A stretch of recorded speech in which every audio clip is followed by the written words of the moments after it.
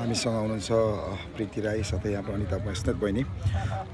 तपाईहरू यस हाम्रो दोस्रो एन पेनाङ गोल्ड कपमा आउनुभयो अतिथिको रूपमा र मलेसिया आउँदै गर्दा तपाईहरूले कस्तो चाहिँ फिल गर्नुभयो र एन पेनाङ दोस्रो गोल्ड कप कस्तो भयो? सानो छोटकरीमा मलाई बताइदिनुहोस् न।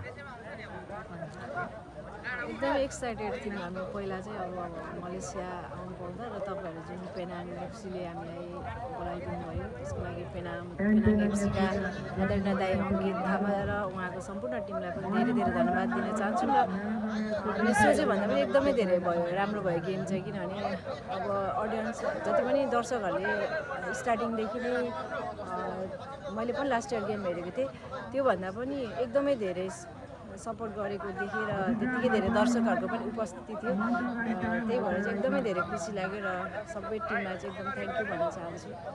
प्रीति पनि हजुर, अब हामीलाई सहकार्य गर्नुहुने पेनाङ एफसीका सम्पूर्ण दाइहरूलाई चाहिँ एकदम धन्यवाद दिन चाहन्छु। र यहाँ एकदम सबैजना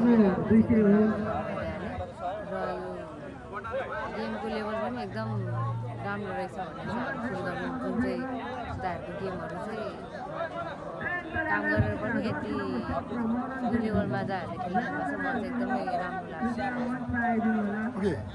दर्शकको माहौल कस्तो पाउनु भयो? दर्शक त एकदम हामीले सोचेको थिएन धेरै आउनुहुन्छ र हिजो चाहिँ आजभन्दा अलिक कम हुनुहुन्थ्यो अनि हामी चाहिँ के सोच्यौँ ठिकै बाटो तर आज चाहिँ एकदम प्याक्ड अनि यता पनि सबै प्याक पानी पऱ्यो पनि सबैजना चाहिँ बसेर भिजेर गेम हेरेर सपोर्ट गरिदिनु।